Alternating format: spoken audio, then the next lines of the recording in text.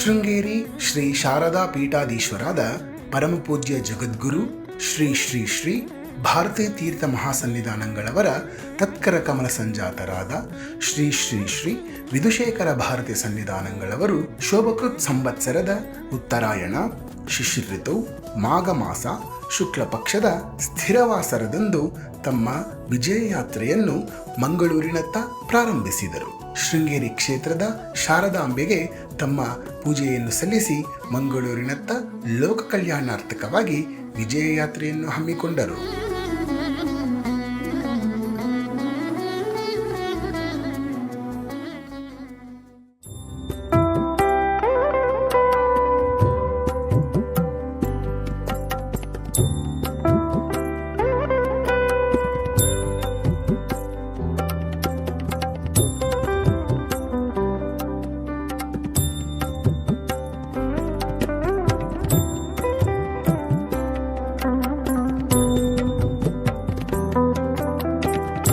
ಶೃಂಗೇರಿ ಶ್ರೀ ಕ್ಷೇತ್ರದಿಂದ ಹೊರಟ ಸನ್ನಿಧಾನಗಳವರು ವಿಜಯ ಯಾತ್ರೆಯನ್ನು ಮಂಗಳೂರಿನತ್ತ ಚಿತ್ತೈಸಿದರು.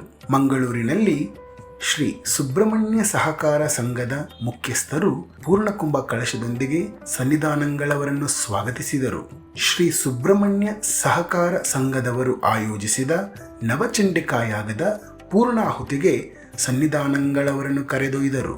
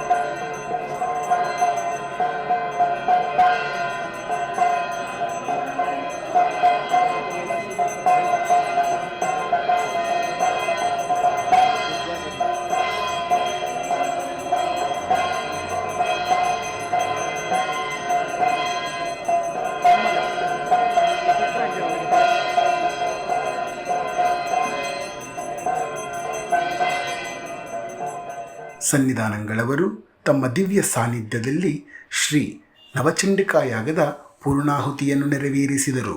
ಲೋಕ ಕಲ್ಯಾಣಾರ್ಥಕವಾಗಿ ಲೋಕಕ್ಕೆಲ್ಲ ಸುಭೀಕ್ಷವಾಗಿರಲೆಂದು ಸನ್ನಿಧಾನಗಳವರು ನವಚಂಡಿಕಾಯಾಗದ ಪೂರ್ಣಾಹುತಿಯನ್ನು ಸಮರ್ಪಿಸಿದರು.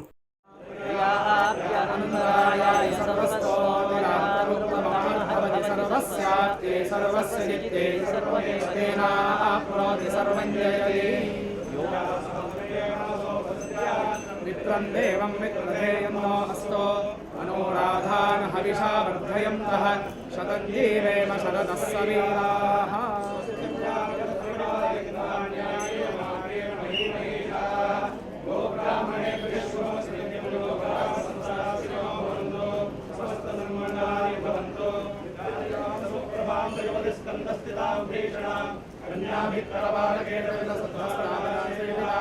हस्तैश्चक्रगदासेवितां गुणं तर्जनीं विभ्राणामनदात्मिकां शशिधरां दुर्गावतनेत्रां भजे।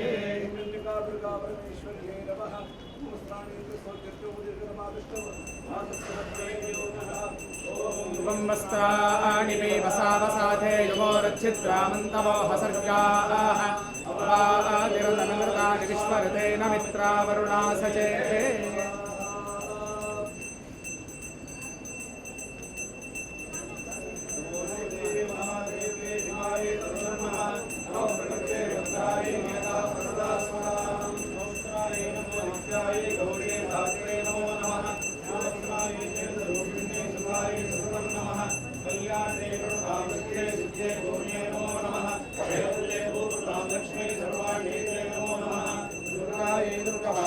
सारायै सर्वकारिण्यै ख्यात्यै तथैव कृष्णायै धूम्रायै सततं नमः अतिसौम्यातिरौद्रायै नतास्तस्यै नमो नमः नमस्तस्यै नमो नमः या देवी सर्वभूतेषु मुख्यरूपेण संस्थिता नमस्तस्यै नमो नमः या देवी सर्वभूतेषु मुख्यरूपेण संस्थिता नमस्तस्यै नमो नमः या देवी सर्वभूतेषु रूपेण संस्थिता नमस्तस्यै नमो नमः या देवी सर्वभूतेषु छायारूपेण संस्थिता नमस्तस्यै नमो नमः या देवी सर्वभूतेषु शक्तिरूपेण संस्थिता नमस्तस्यै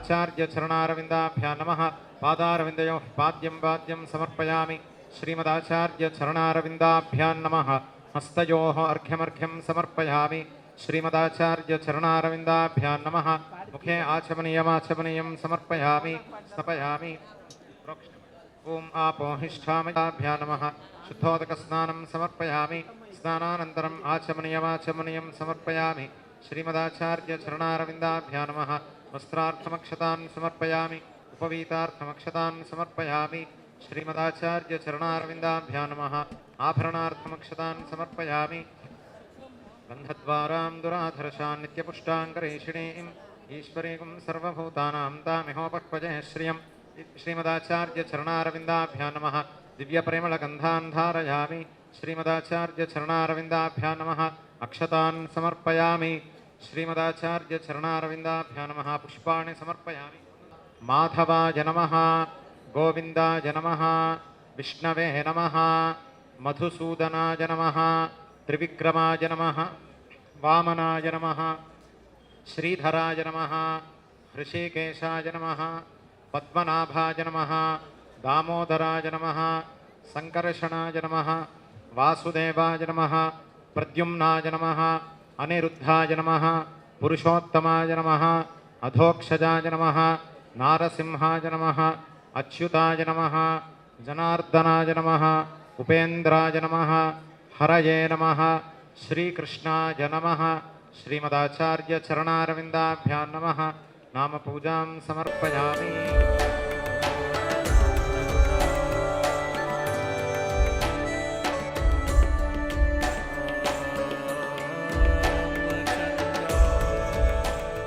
चरणारविन्दाभ्यां नमः नारिकेळखण्डकदलीफलानि निवेदयामि मध्ये मध्ये स्वादूतकं समर्पयामि अमृतापिधानमसि उत्तरापोषणं समर्पयामि हस्तप्रक्षालनं समर्पयामि पादप्रक्षालनं समर्पयामि पुनराचमनीयं समर्पयामि प्रजाविकायै बहुव्रीहियवायै बहुमाशतिलायै बहुहिरण्यायै बहुहस्तिकायै बहुदासपूरुषायै रहिमत्यै पुष्टिमत्यै बहुराजस्पोषायै राजास्तु। श्रीमदाचार्यचरणारविन्दाभ्यां नमः कर्पूरमङ्गलनीराजनं दर्शयामि रक्षां धारयामि अर्पितो। हर नमः पार्वतीपतये हर हर महादेव।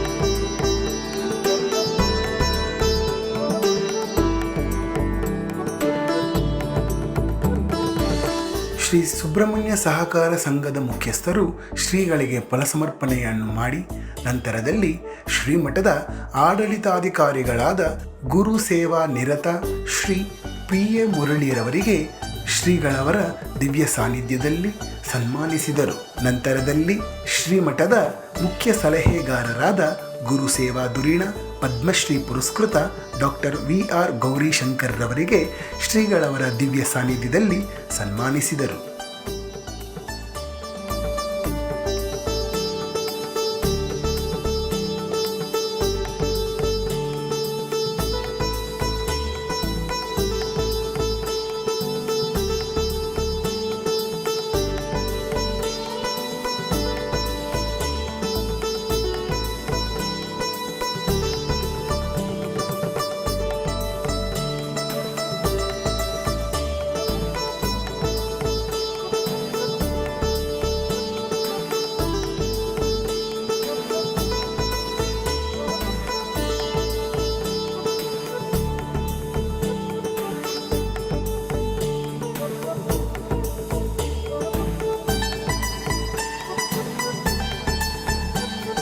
ಶ್ರೀ ಸುಬ್ರಹ್ಮಣ್ಯ ಸಹಕಾರ ಸಂಘದ ಮುಖ್ಯಸ್ಥರು ಶ್ರೀಗಳಿಗೆ ಫಲಸಮರ್ಪಣೆಯನ್ನು ಮಾಡಿದ ನಂತರ ಶ್ರೀಗಳವರು ಶ್ರೀ ಸುಬ್ರಹ್ಮಣ್ಯ ಸಭಾಭವನದಲ್ಲಿ ನೆರೆದಿದ್ದ ಭಕ್ತ ಸಮೂಹಕ್ಕೆ ಆಶೀರ್ವಚನವನ್ನು ನೀಡಿದರು.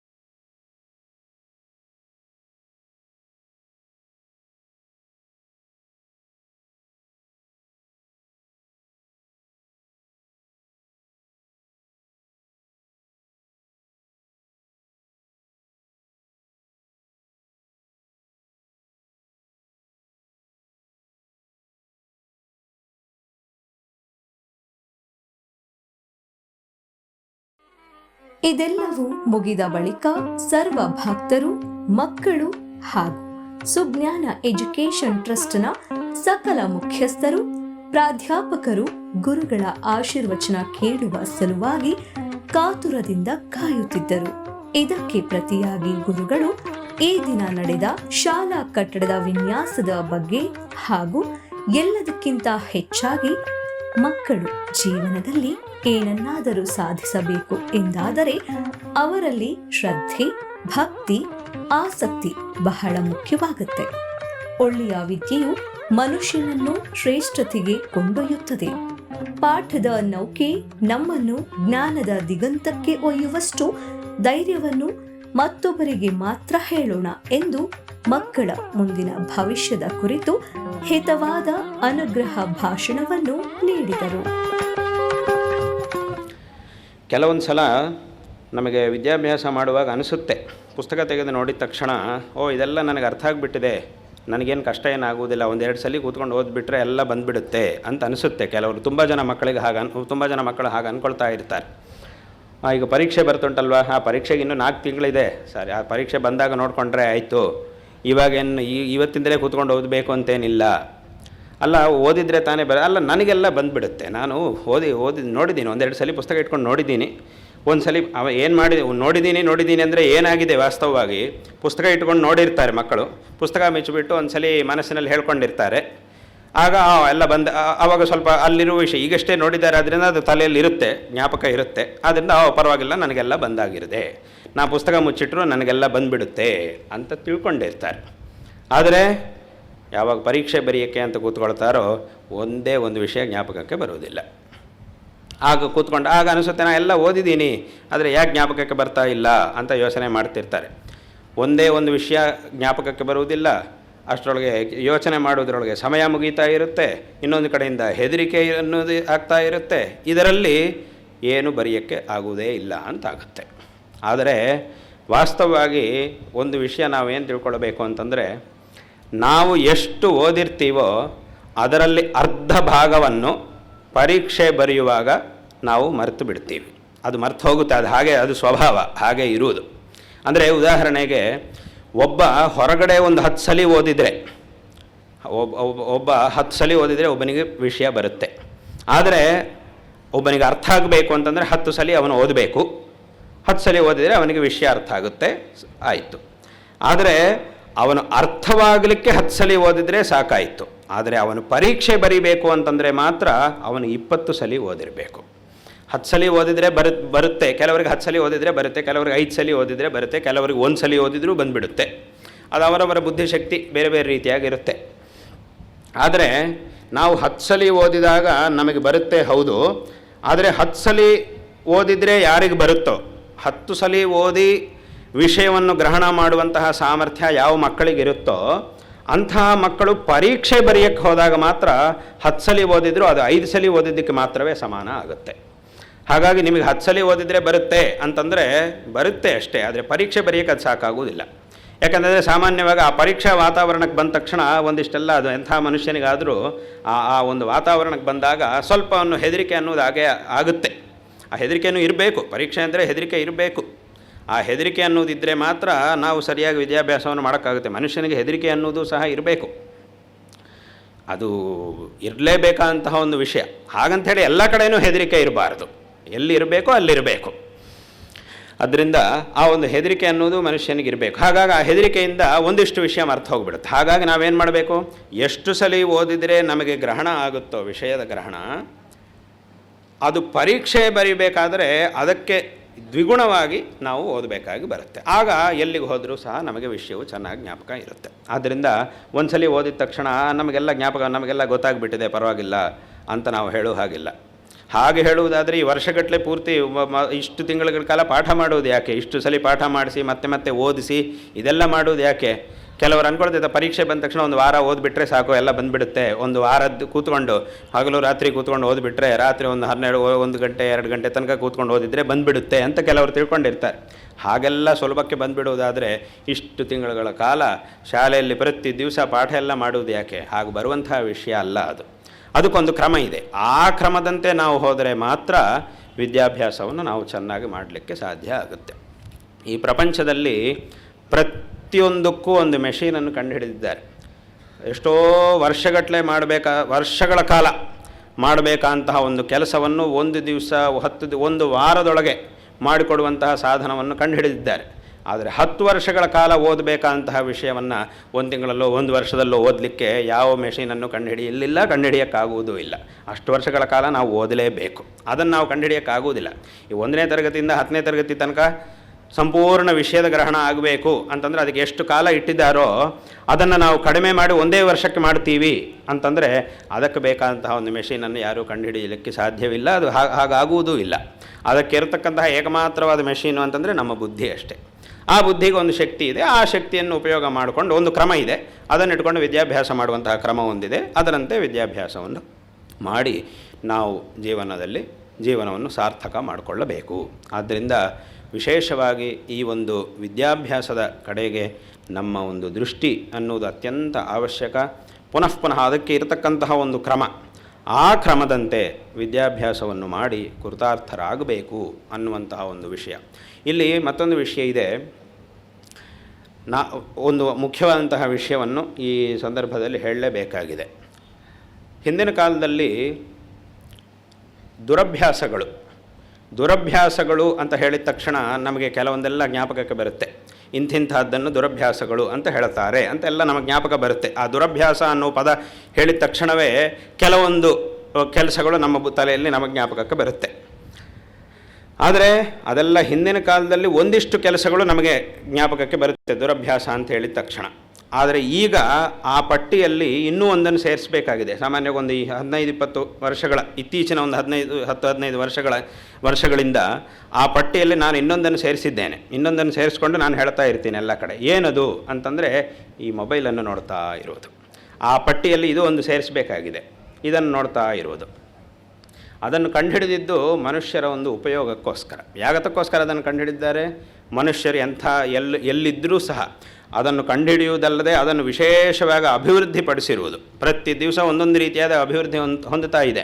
ಎಷ್ಟೋ ಸೌಕರ್ಯಗಳು ಅದರೊಳಗೆ. ಇದನ್ನೆಲ್ಲ ಮಾಡ್ತಿರುವುದು ಯಾಕೆ? ಮನುಷ್ಯನು ಸೌಕರ್ಯಯುತವಾಗಿ ತನ್ನ ಜೀವನವನ್ನು ನಡೆಸಲಿಕ್ಕೋಸ್ಕರ ಅಷ್ಟೇ ಹೊರತು ತನ್ನದೆಲ್ಲ ಬಿಟ್ಟುಕೊಂಡು ಪೂರ್ತಿ ಅದಕ್ಕೆ ತನ್ನನ್ನು ತಾನು ಸಮರ್ಪಣೆ ಮಾಡಿಕೊಂಡು ತಾನು ಮಾಡಬೇಕಂತಹ ಕೆಲಸಗಳನ್ನೆಲ್ಲ ಬಿಟ್ಟು ಅದಕ್ಕೆ ಎಡಿಕ್ಟ್ ಆಗುವುದಕ್ಕೋಸ್ಕರ ಅಲ್ಲ. ಆದರೆ ಈಗ ಹೇಗಾಗಿದೆ ಅಂತಂದರೆ ಈ ರೀತಿಯಾಗಿ ಆಗಿಬಿಟ್ಟಿದೆ. ನಿಜವಾಗಲೂ ತುಂಬ ಜನ ಮಕ್ಕಳಿಗೆ ಅದು ಇಲ್ಲ ಅಂತಂದರೆ 1-2 ನಿಮಿಷ ಅದು ಕೆಲಸ ಮಾಡಲಿಲ್ಲ ಅಂತಂದರೆ ಒಂಥರ ಅವ್ರಿಗೆ ತಲೆ ಕೆಟ್ಟು ಹೋದಂಗೆ ಆಗಿಬಿಡುತ್ತೆ. ಒಂದು ದಿವಸ ಅದು ಕೆಲಸ ಮಾಡಲಿಲ್ಲ, ಸ್ವಲ್ಪ ಹೊತ್ತು ಅದು ಕೆಲಸ ಮಾಡಲಿಲ್ಲ ಅಂತಂದರೆ ಅವ್ರಿಗೊಂಥರ ತಲೆ ಕೆಟ್ಟಂಗೆ ಆಗಿಬಿಡುತ್ತೆ. ಯಾಕೆ ಹಂಗಾಗಬೇಕು? ಇದು ಯಾವಾಗಿಂದ ಬಂದಿದೆ? ಮನುಷ್ಯ ಅದನ್ನು ಕಂಡುಹಿಡಿದಿದ್ದಾನೆ ತನ್ನ ಉಪಯೋಗಕ್ಕೋಸ್ಕರ. ಆದರೆ ಮನುಷ್ಯ ಅದನ್ನು ಉಪಯೋಗ ಮಾಡ್ತಾ ಇಲ್ಲ, ಅದು ಮನುಷ್ಯನನ್ನು ಉಪಯೋಗಿಸ್ಕೊಳ್ತಾ ಇದೆ. ಆ ರೀತಿಯಾಗಿದೆ. ಆದರೆ ಹಾಗಾಗಬಾರದು. ಮನುಷ್ಯನಿಗೆ ಒಂದು ಬುದ್ಧಿಶಕ್ತಿ ಇದೆ, ಒಂದು ವಿಶೇಷವಾದಂತಹ ಶಕ್ತಿ ಇದೆ. ಆ ಶಕ್ತಿಯನ್ನು ಉಪಯೋಗ ಮಾಡಿಕೊಂಡು ತನ್ನ ಕೆಲಸಗಳನ್ನು ಮಾಡಿಕೊಳ್ಳೋದಕ್ಕೋಸ್ಕರ ಈ ಸಾಧನಗಳನ್ನು ನಮ್ಮ ಜೊತೆಗೆ ಇಟ್ಟುಕೊಳ್ಳಬೇಕೇ ಹೊರತು ಯಾವಾಗಲೂ ಅದನ್ನೇ ಇಟ್ಟುಕೊಂಡಿರುವುದು ಏನು ಪ್ರಯೋಜನ? ನಮ್ಮ ವಿದ್ಯಾಭ್ಯಾಸವನ್ನೂ ಬಿಟ್ಟುಕೊಂಡು ಮಾಡಬೇಕಾದ ಕೆಲಸಗಳನ್ನೆಲ್ಲ ಬಿಟ್ಟುಕೊಂಡು ಅದನ್ನೇ ನೋಡ್ತಾ ಇರುವುದು ಅಂತ ಈ ರೀತಿಯಾಗಿ ಮಾಡಬಾರದು. ಇದನ್ನು ಎಲ್ಲರೂ ಸಹ ಚೆನ್ನಾಗಿ ಜ್ಞಾಪಕ ಇಟ್ಟುಕೊಳ್ಳಬೇಕು. ನಾಳೆ ದಿವಸ ನಮ್ಮ ಜೀವನದಲ್ಲಿ ನಮಗೇನಾದರೂ ಕಷ್ಟ ಬಂತು ಅಂತಂದರೆ ನೀವೆಲ್ಲರೂ ಅದನ್ನು ಇಟ್ಟುಕೊಂಡು ಅದರೊಳಗೆ ಏನೇನು ನೋಡ್ತಾ ಇದ್ರೋ ಅವರು ಯಾರೂ ನಮ್ಮ ಜೊತೆಗೆ ಬರುವುದಿಲ್ಲ. ನಮಗೇನನ್ನೂ ಸಹ ಮಾಡಲಿಕ್ಕೆ ಬರಲ್ಲ. ನಮ್ಮ ಹತ್ತಿರಕ್ಕೆ ನಮಗೆ ಏನೇ ಉಪಕಾರವನ್ನು ಮಾಡಲಿಕ್ಕೆ ಬರಲ್ಲ. ಮತ್ತು ನಮಗೆ ಉಪಕಾರವನ್ನು ಯಾರು ಮಾಡ್ತಾರೆ? ಜೀವನದಲ್ಲಿ ಕಷ್ಟ ಬಂದಾಗ, ಏನಾದರೂ ಒಂದು ಸಂಕಷ್ಟ ಸ್ಥಿತಿ ಬಂದಾಗ ಯಾರು ನಮಗೆ ಉಪಕಾರ ಮಾಡ್ತಾರೆ? ಯಾವುದರಿಂದ ನಮಗೆ ಉಪಯೋಗ ಆಗುತ್ತೆ ಅಂತಂದರೆ ನಮ್ಮ ಅಧ್ಯಾಪಕರು ನಮಗೇನು ವಿದ್ಯೆಯನ್ನು ಹೇಳಿಕೊಟ್ಟಿದ್ದಾರೋ, ನಮ್ಮ ತಂದೆ ತಾಯಿಗಳು ನಮಗೇನು ಸಂಸ್ಕಾರವನ್ನು ಹೇಳಿಕೊಟ್ಟಿದ್ದಾರೋ ಕಡೆಗೆ ಅದು ಮಾತ್ರವೇ ನಮಗೆ ಉಪಯೋಗ ಆಗುತ್ತೆ ಹೊರತು ಇದರೊಳಗೆ ನಾವು ಯಾರ್ಯಾರನ್ನು ನೋಡ್ತಾ ಇರ್ತೀವೋ ಅವರು ಯಾರಿಂದಲೂ ನಮಗೆ ಏನೂ ಉಪಯೋಗ ಆಗುವುದಿಲ್ಲ. ಆದ್ದರಿಂದ ಎಲ್ಲರೂ ಈ ರೀತಿಯಾದಂತಹ ದುರಭ್ಯಾಸಗಳನ್ನು ಮಾಡಿಕೊಳ್ಳದೆ ಒಂದು ಉತ್ತಮವಾದಂತಹ ಸಂಸ್ಕಾರವನ್ನು ಸಹ ಬೆಳೆಸ್ಕೊಂಡು ಜೀವನದಲ್ಲಿ ಕೃತಾರ್ಥರಾಗಬೇಕು. ಈ ಉತ್ತಮವಾದಂತಹ ಈ ಸಮಯವನ್ನು ಸರಿಯಾಗಿ ವಿನಿಯೋಗ ಮಾಡಿಕೊಂಡು ಕೃತಾರ್ಥರಾಗಬೇಕು ಅನ್ನುವಂತಹ ಒಂದು ವಿಷಯವನ್ನು ಈ ಸಂದರ್ಭದಲ್ಲಿ ಹೇಳಬಯಸ್ತಾ ಇದ್ದೇವೆ. ಉತ್ತಮರಾದಂತಹ ವಿದ್ಯಾರ್ಥಿಗಳಾಗಿ ಇಲ್ಲಿ ವಿದ್ಯಾಭ್ಯಾಸವನ್ನು ಮಾಡಬೇಕು. ಅಂದರೆ ಒಂದು ವಿಷಯ ಹೇಳಬೇಕು, ಒಂದೇ ಮಾತಲ್ಲಿ ಹೇಳಬೇಕು ಅಂತಂದರೆ,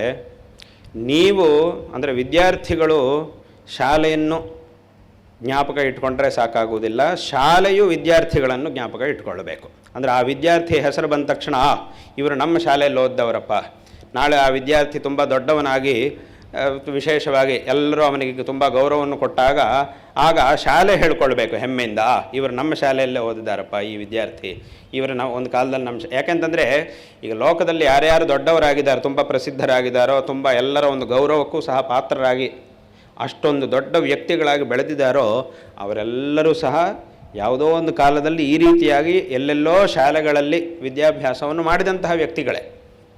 ಆಗ ಇವತ್ತು ಸಹ ಇಲ್ಲಿ ಯಾರ್ಯಾರು ವಿದ್ಯಾರ್ಥಿಗಳು ಕೂತಿದ್ದಾರೋ ಅವರೆಲ್ಲರೂ ಸಹ ಭವಿಷ್ಯದಲ್ಲಿ ಆ ಈಶ್ವರ ಅನುಗ್ರಹದಿಂದ ಮತ್ತು ಅವರ ಒಂದು ಪರಿಶ್ರಮದಿಂದ ಎಂತೆಂಥ ಸ್ಥಾನಗಳಿಗೆ ಹೋಗ್ತಾರೆ ಅನ್ನೋದನ್ನು ಈಗ ನಾವು ಹೇಳುವುದಕ್ಕೂ ಸಾಧ್ಯವಿಲ್ಲ. ಅದಕ್ಕೆ ನಾನು ಹೇಳಿದ್ದು ಎಲ್ಲರೂ ಇದು ನಮ್ಮ ಭವಿಷ್ಯ ಅಂತ ನಾನು ಹೇಳಿದ್ದು ಅದಕ್ಕೋಸ್ಕರವೇ.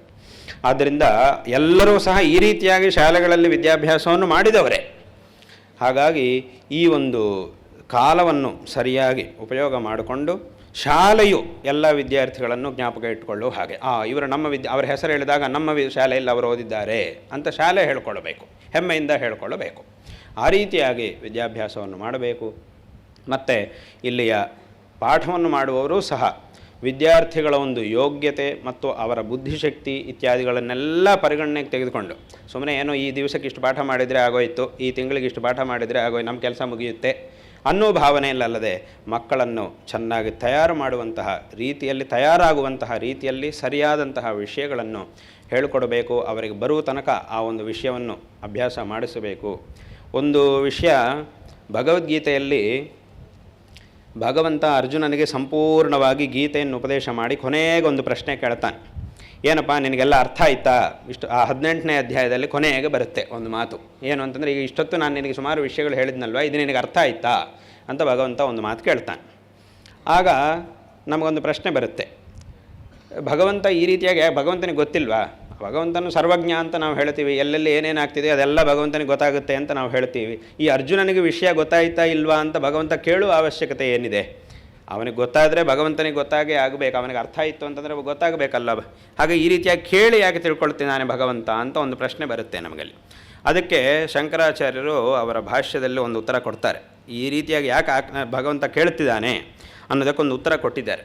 ಏನು ಅಂತಂದರೆ, ಇಲ್ಲಿ ಭಗವಂತ ಪ್ರಶ್ನೆ ಕೇಳ್ತಿರುವುದು ತನಗೆ ಗೊತ್ತಿಲ್ಲದೇ ಅಲ್ಲ, ಈ ರೀತಿಯಾಗಿ ಕೇಳುವುದು ಗುರುವಿನ ಒಂದು ಕರ್ತವ್ಯ, ಪಾಠ ಮಾಡುವವನ ಒಂದು ಕರ್ತವ್ಯ.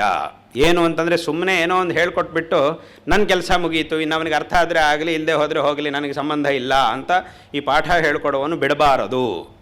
ಏನು ಮಾಡಬೇಕು? ಒಂದು ಕ್ರಮದಲ್ಲಿ ಮೊದಲು ಅವನಿಗೆ ಹೇಳ್ಕೊಡ್ಬೇಕು. ಆ ಕ್ರಮದಲ್ಲಿ ಅವನಿಗೆ ಅರ್ಥ ಆಗಿಲ್ವಾ? ಹಾಗಿದ್ದರೆ ಅವನಿಗೆ ಅರ್ಥ ಆಗುವಂತಹ ಇನ್ನೊಂದು ಕ್ರಮವನ್ನು ಸ್ವಯಂ ಇವನೇ ಚಿಂತನೆ ಮಾಡಿ ಅವನಿಗೆ ಅರ್ಥ ಆಗುವಂತಹ ಇನ್ನೊಂದು ರೀತಿಯಲ್ಲಿ ಶಿಷ್ಯನಿಗೆ ಹೇಳಿಕೊಡಬೇಕು. ಅಂದರೆ ಏನು? ಯಥಾವತ ಅವನಿಗೆ ಹೇಳಿಕೊಟ್ಟು ವಿಷಯವನ್ನು ಅರ್ಥ ಮಾಡಿಸಿ ಅವನನ್ನು ತಯಾರು ಮಾಡುವುದು ಗುರುವಿನ ಕರ್ತವ್ಯ. ಅಷ್ಟೇ ಹೊರತು ಬರೀ ಪಾಠ ಮಾಡುವುದು ಅಷ್ಟು ಮಾತ್ರ ಅಲ್ಲ, ಮಾಡಿದ ಪಾಠವು ಅವನಿಗೆ ಅರ್ಥ ಆಗಬೇಕು. ಅದು ಆ ರೀತಿಯಾಗಿ ಆಗುವಂತೆ ನೋಡಿಕೊಳ್ಳುವುದು ಗುರುವಿನ ಕರ್ತವ್ಯ ಅನ್ನುವಂತಹ ವಿಷಯವನ್ನು ಭಗವಂತ ಈ ಲೋಕಕ್ಕೆ ಹೇಳ್ಕೊಡ್ತಾ ಇದ್ದಾನೆ. ನಮಗೆಲ್ಲರಿಗೂ ಸಹ ಹೇಳ್ಕೊಡ್ತಾ ಇದ್ದಾನೆ, ನೀವೆಲ್ಲರೂ ಹೀಗೆ ಮಾಡಬೇಕು ಅಂತ ಹೇಳ್ಕೊಡ್ತಾ ಇದ್ದಾನೆ.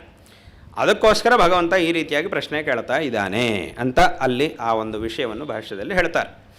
ಹಾಗಾಗಿ ಇದು ಗುರುವಿನ ಒಂದು ಕರ್ತವ್ಯ, ಮಕ್ಕಳನ್ನು ತಯಾರು ಮಾಡುವುದು. ಯಾವ ರೀತಿಯಾಗಿ ಹೇಳಿಕೊಟ್ರೆ ಅವರಿಗೆ ಅರ್ಥ ಆಗುತ್ತೆ ಅನ್ನೋದನ್ನು ಯೋಚನೆ ಮಾಡಿ ಅದರಂತೆ ಅವರಿಗೆ ಪಾಠವನ್ನು ಹೇಳಿಕೊಟ್ಟು ತಯಾರು ಮಾಡಬೇಕಾದ್ದು ಅದು ಪಾಠ ಮಾಡುವವರ ಕರ್ತವ್ಯ. ಹಾಗಾಗಿ ಈ ರೀತಿಯಾಗಿ ಆ ವಿದ್ಯಾರ್ಥಿಗಳು ತಮ್ಮ ಸಮಯವನ್ನು ವ್ಯರ್ಥ ಮಾಡದೆ ಚೆನ್ನಾಗಿ ವಿದ್ಯಾಭ್ಯಾಸವನ್ನು ಮಾಡುವುದು, ಹೇಳಿಕೊಡುವವರು ಸಹ ವಿಶೇಷವಾಗಿ ಮಕ್ಕಳಿಗೆ ಅರ್ಥ ಆಗುವ ರೀತಿಯಲ್ಲಿ ಹೇಳಿಕೊಡುವುದು, ಇದೆಲ್ಲವೂ ಸಹ ಚೆನ್ನಾಗಿ ನಡೆದರೆ ಒಂದು ಶಾಲೆಗೆ ಇದೇ ತುಂಬ ಮುಖ್ಯ. ಇದೊಂದು ನಡೀತಾ ಇದೆ ಅಂತಂದರೆ ಮತ್ತು ಉಳಿದಿದ್ದೆಲ್ಲವೂ ಚೆನ್ನಾಗಿ ನಡೆಯುತ್ತೆ, ಅದರೊಳಗೆ ಯಾವ ಸಂದೇಹಕ್ಕೂ ಅವಕಾಶ ಇಲ್ಲ. ಆದ್ದರಿಂದ ವಿಶೇಷವಾಗಿ ಜೀವನದಲ್ಲಿ ಈ ಸಮಯವನ್ನು ಸರಿಯಾಗಿ ವಿನಿಯೋಗ ಮಾಡಿಕೊಂಡು ಕೃತಾರ್ಥರಾಗಬೇಕು ಅನ್ನುವಂತಹ ಒಂದು ವಿಷಯವನ್ನು ಎಲ್ಲ ವಿದ್ಯಾರ್ಥಿಗಳಿಗೂ ಈ ಸಂದರ್ಭದಲ್ಲಿ ನಾವು ಹೇಳಬಯಸ್ತಾ ಇದ್ದೇವೆ. ಮತ್ತೊಂದು ಮುಖ್ಯವಾದಂತಹ ಒಂದು ವಿಷಯ ಏನು? ನಮ್ಮ ಒಂದು ಸಂಸ್ಕೃತಿಯ ವಿಷಯದಲ್ಲಿ ಎಲ್ಲರೂ ಸಹ ಅತ್ಯಂತ ಶ್ರದ್ಧಾಳುಗಳಾಗಿರಬೇಕು. ಇಲ್ಲಿ ಆಂಗ್ಲ ಭಾಷೆಯನ್ನು ಮತ್ತು ಸುಮಾರು ವಿಷಯಗಳನ್ನೆಲ್ಲ ಹೇಳ್ಕೊಡಲಾಗುತ್ತೆ. ಇದೆಲ್ಲ ಯಾತಕ್ಕೋಸ್ಕರ ಅಂತಂದರೆ ನಮ್ಮ ಮೂಲ ಏನಿದೆಯೋ ಅದನ್ನು ಮರೆಯುವುದಕ್ಕೋಸ್ಕರ ಅಲ್ಲ. ನಮ್ಮ ಮೂಲವನ್ನು ನಾವು ಯಾವತ್ತೂ ಸಹ ಮರೆಯಲೇಬಾರದು, ಅದನ್ನು ಯಾವತ್ತೂ ಸಹ ನಾವು ಜ್ಞಾಪಕ ಇಟ್ಕೊಳ್ಳೇಬೇಕು. ಹಾಗಿದ್ರೆ ಈ ಬೇರೆ ಭಾಷೆಯನ್ನು ಯಾಕೆ ಕಲಿಸ್ತಾ ಇರುವುದು ಅಂತಂದರೆ, ನಾವು ಬೇರೆ ಕಡೆಗೆ ಹೋದರೂ ಎಲ್ಲಿಗೆ ಹೋದರೂ ಸಹ ನಮಗೆ ತೊಂದರೆ ಆಗಬಾರದು ಅನ್ನೋದಕ್ಕೋಸ್ಕರ ಇದನ್ನೆಲ್ಲವುದನ್ನು ನಮಗೆ ಹೇಳಿಕೊಡ್ತಾ ಇದ್ದಾರೆ ಇಲ್ಲಿರುವಂಥ ಭಾಷೆ. ಅಷ್ಟೇ ಹೊರತು ನಮ್ಮದನ್ನು ನಾವು ಮರ್ತ್ಕೊಳ್ಳಿಕ್ಕಲ್ಲ. ಆದರೆ ಏನಾಗ್ತಿದೆ, ಈಗ ಬೇರೆದನ್ನೆಲ್ಲ ಕಲ್ತ್ಕೊಂಡ ಮೇಲೆ ತುಂಬ ಜನರಿಗೆ ಏನಾಗುತ್ತೆ ಅಂತಂದರೆ, ಈ ಕನ್ನಡ ಮಾತಾಡುವುದೇ ಮರ್ತು ಬಿಡ್ತಾರೆ. ಮನೆಯಲ್ಲಿ ಎಲ್ಲರೂ ಕೂತ್ಕೊಂಡು ಇಂಗ್ಲೀಷಲ್ಲೇ ಮಾತಾಡ್ಕೊಳ್ತಾ ಇರ್ತಾರೆ. ಅಪ್ಪ ಮಗ ಇಬ್ಬರು ಇಂಗ್ಲೀಷಲ್ಲಿ ಮಾತಾಡ್ಕೊಳ್ಳೋ, ಅಣ್ಣ ತಮ್ಮ ಇಬ್ಬರು ಇಂಗ್ಲೀಷ್. ಯಾಕೆ? ಅದರ ಅವಶ್ಯಕತೆ ಏನಿದೆ? ಈ ಮನೆಯಲ್ಲಿ ಇಬ್ಬರು ಕನ್ನಡದಲ್ಲಿ ಮಾತಾಡ್ಕೊಳ್ಳಿಕ್ಕೆ ಆಗೋದಿಲ್ವಾ? ಏನೋ ಹೊರಗಡೆ ಹೋಗಿದ್ದಾನೆ, ಇನ್ನೊಬ್ಬನಿಗೆ ಇವನ ಭಾಷೆ ಬರಲ್ಲ, ಇವನಿಗೆ ಅವನ ಭಾಷೆ ಭಾರತದಲ್ಲಿ ಸುಮಾರು ಭಾಷೆಗಳಿವೆ. ಒಬ್ಬ ಇಲ್ಲಿಂದ ಆಂಧ್ರಕ್ಕೆ ಹೋದರೆ ಅಲ್ಲಿರೋ ಭಾಷೆ ಬೇರೆ, ತಮಿಳ್ನಾಡಿಗೆ ಹೋದರೆ ಅಲ್ಲಿರೋ ಕೇರಳಕ್ಕೆ ಹೋದರೆ ಅಲ್ಲಿರೋ ಭಾಷೆ ಬೇರೆ, ಉತ್ತರ ಭಾರತಕ್ಕೆ ಹೋದರೆ ಅಲ್ಲಿರೋ ಭಾಷೆ ಬೇರೆ. ಅವನ ಭಾಷೆ ಇವನಿಗೆ ಬರಲ್ಲ, ಇವನ ಭಾಷೆ ಅವನಿಗೆ ಬರಲ್ಲ. ಆದರೂ ಅವನು ಸಹ ಶಾಲೆಗೆ ಹೋಗ್ಬಿಟ್ಟು ಇಂಗ್ಲೀಷ್ ಅಭ್ಯಾಸ ಮಾಡಿರ್ತಾನೆ, ಇವನು ಮಾಡಿದ್ದಾನೆ. ಆದ್ದರಿಂದ ಇವರಿಬ್ಬರು ಮಾತನಾಡ್ಕೊಳ್ಳಿಕ್ಕೆ ಆಗ ಅದು ಉಪಯೋಗ ಆಗುತ್ತೆ.